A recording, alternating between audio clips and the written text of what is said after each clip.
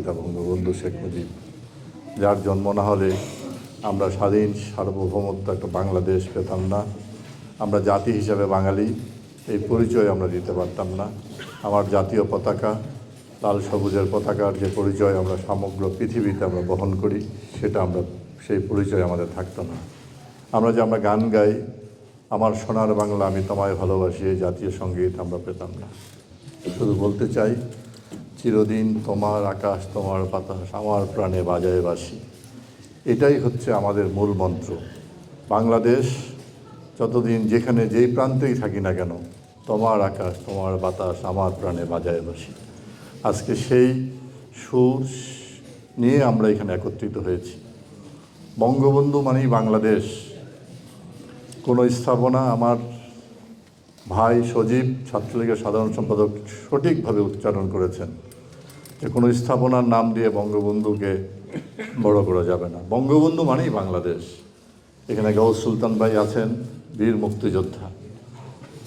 বঙ্গবন্ধু যে কি পরিমাণ পাহাড় সম ব্যক্তিত্ব ছিলেন, সেটা তো ফিদেল কাস্ট্রোর একটা কথাই আমরা জানতে পারি, আর তো কোনো দরকার হয় না। বঙ্গবন্ধুর কি পাহাড় সমান ব্যক্তিত্ব ছিল? তখন কি বাংলাদেশ খুব ধনী দেশ ছিল? আজকের বাংলাদেশ ছিল? ডিজিটাল বাংলাদেশ ছিল? মধ্যমায়ের বাংলাদেশ ছিল? পৃথিবীর অন্যতম একটা দরিদ্র দেশ ছিল বাংলাদেশ। সদ্য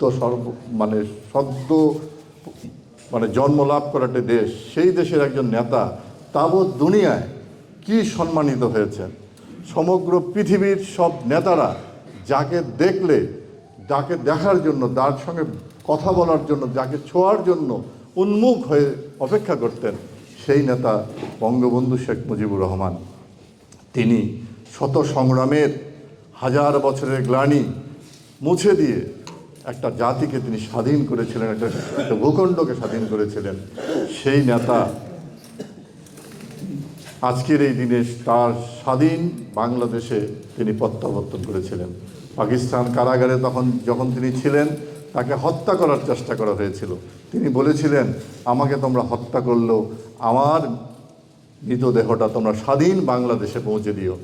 দেখেন কি বিশ্বাস! তিনি জানে না এই বাংলাদেশে কি হচ্ছে, এই ভূখণ্ডে কি হচ্ছে, কিন্তু তার বিশ্বাস যে আমার দেশ স্বাধীন হবে, সেই স্বাধীন বাংলাদেশে আমাকে সমাহিত করা হবে। অন্ধকার থেকে সেই জাতির প্রতি তার বিশ্বাস ছিল।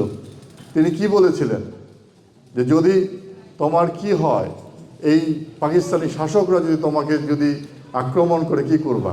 কেউ আমাকে আক্রমণ করতে পারবে না, আমার পিছনে আমার জনগণ আছে। তিনি সামনে থেকেই বাঙালি জাতিকে নেতৃত্ব দিয়েছেন। আমরা অনেক কথাই বলতে পারি। আমরা দুইটা জিনিস কখনো আর ফিরানো যায় না। একটা হচ্ছে মুখের কথা, আর একটা হচ্ছে বন্দুকের গুলি। কাজে আমরা যে কথাগুলো বলবো, আমরা এমনভাবে বলবো যেটা কখনো যেন আমাদের টোটাল রাজনীতিকে ক্ষতিগ্রস্ত না করে। এই কথাটি আব্দুল ওয়াদুদ দাঁড়া ঠিকই বলেছেন। আমাদের অনেকগুলো বিষয় বিশ্লেষণ করে, আমি সেদিকে যাব না, নিশ্চয়ই আপনারা শুনেছেন। শুধু বলতে চাই, আমাদের আস্থা, বিশ্বাস এবং আনুগত্যের জায়গা হচ্ছে দেশরত্ন শেখ হাসিনা।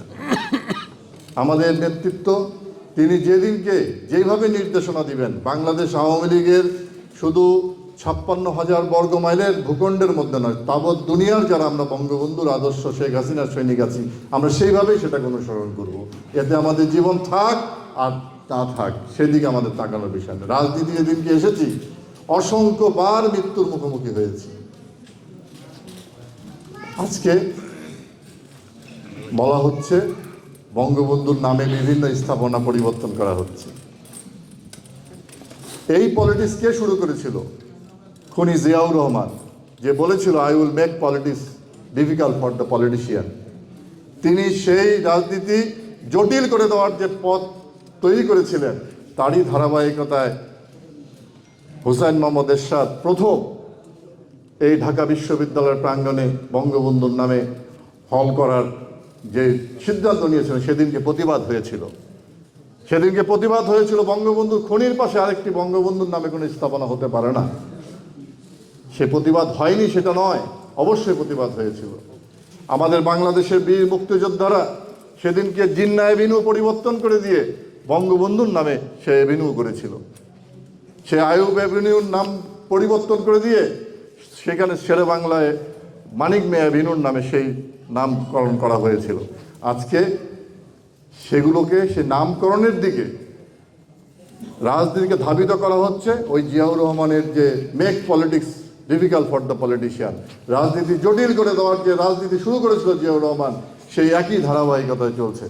কাজে আমি বারবার অসংখ্যবার বলেছি, ৭৫ যে কারণে হয়েছে, ৫ই আগস্ট একই কারণে হয়েছে।